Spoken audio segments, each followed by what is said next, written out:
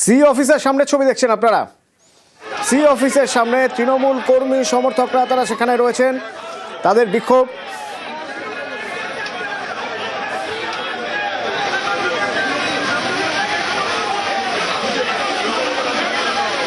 এখান থেকে আবির রয়েছেন আমার সঙ্গে, আবিরের সঙ্গে একবার কথা বলবো।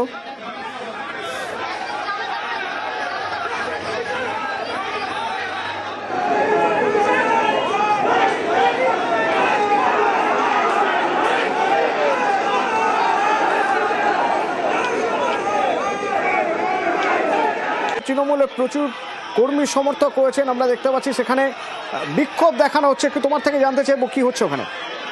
দেখো, কিছুক্ষণের মধ্যে অভিষেক বন্দ্যোপাধ্যায় সিংহেশে পৌঁছাবেন।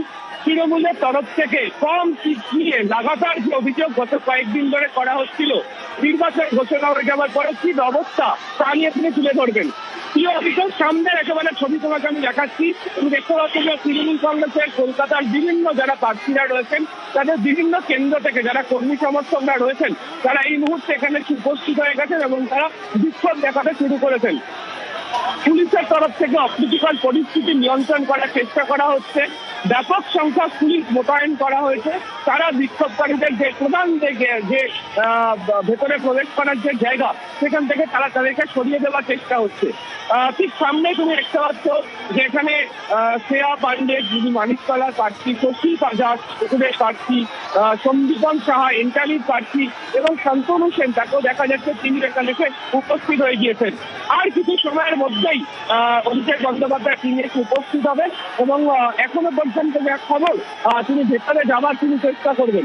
ছবিতে তুমি দেখো যে ব্যারিকেডের সামনে একদম ঠেলাঠেলি চলছে, অর্থাৎ ব্যারিকেড করছে। তৃণমূল কংগ্রেসের যারা কর্মী সমর্থক যারা এখানে রয়েছেন, তারা ভেতরে প্রবেশ করার চেষ্টা করছেন, যদিও পুলিশের তরফ থেকে তাদেরকে এখনো পর্যন্ত প্রতিরোধ করতে পারা গেছে। ফলে উত্তেজনা অবশ্যই রয়েছে, যেটা সি অফিসের বিভিন্ন দিকে তৃণমূল কংগ্রেসের কর্মী সমর্থকরা জমায়েত হয়ে রয়েছে। গত জানুয়ারি মাস থেকে আমরা দেখেছি যে লাগাতার তৃণমূল কংগ্রেসের তরফ থেকে ফর্ম 7 নিয়ে তারা বারবার ধরে তারা অভিযোগ করেছে এবং তাদের বক্তব্য যে ফর্ম 7-এর সুযোগ নিয়ে বিভিন্ন সময় দাঁড়িয়ে কোথাও একটা ষড়যন্ত্র করা হচ্ছে। তাদের বক্তব্য হচ্ছে এই চক্রান্ত বিজেপি করছে এবং পরিকল্পিতভাবে ভুল তথ্য দিয়ে বৈধ ভোটারদের নাম বাদ দেওয়ার চেষ্টা করছে, যা ভোটার তালিকা সংশোধন বা এফআইআর এর প্রক্রিয়াকে প্রভাবিত করেছে। এবং এর আগেও আমরা দেখেছি একাধিকবার এই নিয়ে নানা অশান্তির ঘটনা গোটা রাজ্যে বিভিন্ন জায়গাতে ঘটেছিল। এই ফর্ম নিয়ে যে অভিযোগের যে বিষয়, এর পাশাপাশি তৃণমূল কংগ্রেসের তরফ থেকে পরিষ্কার করে অভিযোগ করা হচ্ছে যে এখনো পর্যন্ত যে সাপ্লিমেন্টারি যে তালিকা, সেই তালিকা তারা এখনো পর্যন্ত দেখে উঠতে পারছেন না অনেক মানুষজন। কবে কোথায় মানুষজন তাদের কি অবস্থার মধ্যে পড়তে হবে তা তারা জানেন না।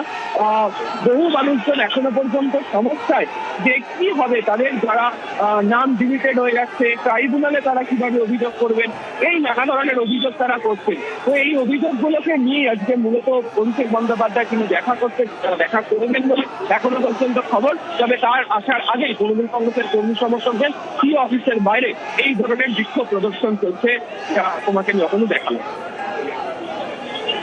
ধন্যবাদ আবির। অপর সহকর্মী সোমরাজ রয়েছেন আমার সঙ্গে। সোমরাজ, তুমি কি দেখতে পাচ্ছ? দেখো, তৃণমূলপন্থী বিএলওদের একাংশ এবং তার সঙ্গে তৃণমূল কংগ্রেসের কর্মী সমর্থকরা এই মুহূর্তে স্ট্যান্ড রোডে রাজ্যের মুখ্য নির্বাচনী আধিকারিকের দপ্তরের বাইরে বিক্ষোভ দেখাচ্ছেন। কেন এই বিক্ষোভ? তার কারণ তৃণমূল কংগ্রেসের বিশেষ করে কর্মী সমর্থকদের তরফে যে অভিযোগ উঠে আসছে ফর্ম 6 এবং ফর্ম 7-কে কেন্দ্র করে। ফর্ম 6, ফর্ম 7 টিও দপ্তরে নিয়ে আসা হচ্ছে নাম তোলা এবং নাম বাদ দেওয়ার জন্য। তা নিয়ে ইতিমধ্যেই তৃণমূল কংগ্রেসের কর্মী সমর্থকদের তরফে অভিযোগ করা হচ্ছে। পাশাপাশি তুমি দেখেছো যে ইতিমধ্যেই 4টি সাপ্লিমেন্টারি লিস্ট রাজ্যের মুখ্য নির্বাচনী আধিকারিকের দপ্তরে এবং জাতীয় নির্বাচন কমিশনের তরফে প্রকাশ করা হয়েছে আন্ডার অ্যাডজুডিকেশনে থাকা ভোটারদের। কিন্তু এই 4টি সাপ্লিমেন্টারি লিস্ট প্রকাশ করা হলেও এখনো পর্যন্ত জেলা শাসকদের তরফে বুথে সেই লিস্ট টাঙানো হয়নি।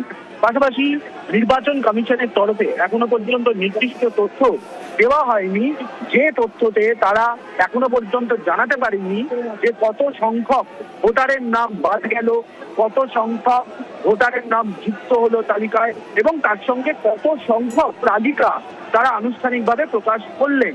তুমি জানো, আজকেই বিজ্ঞপ্তি জারি করে দেওয়া হয়েছে জাতীয় নির্বাচন কমিশনের তরফে। রাজ্যের 152টি বিধানসভা আসনের ভোট গ্রহণের জন্য যে ভোট হবে 23শে এপ্রিল। কমিশন সূত্রে যা জানা গেছিল গতকাল পর্যন্ত যে 152টি বিধানসভা আসনের জন্য আজ থেকে আর সাপ্লিমেন্টারি লিস্ট বেরোবে না, কারণ যেহেতু আজ থেকে বিজ্ঞপ্তি জারি করে দেওয়া হয়েছে। ফলত যারা আন্ডার অ্যাডজুডিকেশনে এখনো রয়েছেন 152টি বিধানসভা আসনে, যাদের সাপ্লিমেন্টারি লিস্ট প্রকাশ হবে না, তাদের ভবিষ্যৎ কি হবে সেই বিষয়ে এখনো পর্যন্ত নিশ্চিত কোনো উত্তর নেই কমিশনের তরফে। যদিও গতকাল রাজ্যের মুখ্য নির্বাচনী আধিকারিক জানিয়েছিলেন যা হবে আইন মেনে করা হবে।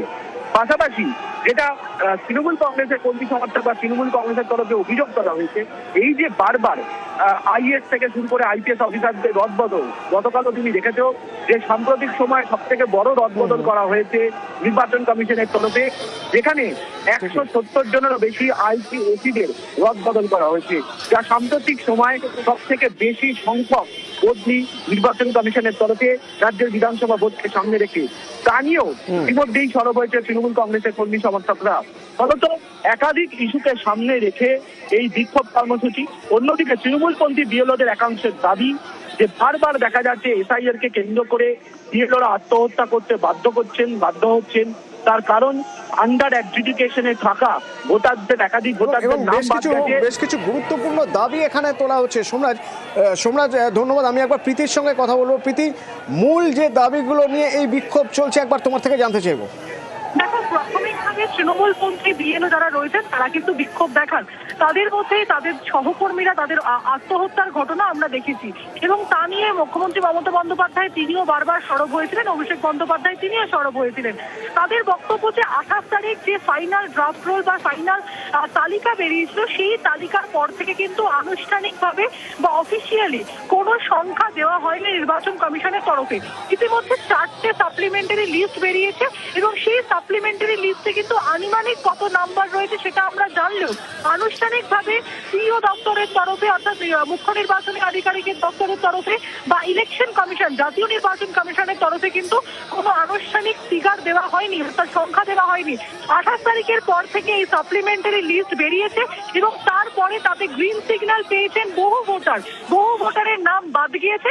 কত নাম অ্যাড হয়েছে, কত নাম বাদ গিয়েছে তা কিন্তু এখনো পর্যন্ত ফাইনাল যে তালিকা, সেই তালিকায় কিন্তু অ্যাড অন হয়নি। তোমাকে জানিয়ে রাখি, প্রথম দফার জন্য যে 152 যে বিধানসভা রয়েছে, সেক্ষেত্রে কিন্তু তাদের যে নোটিফিকেশন গ্যাজেট তা আজ থেকে শুরু হয়ে গিয়েছে, এবং মনোনয়ন জমা দিতে পারবেন প্রার্থীরা।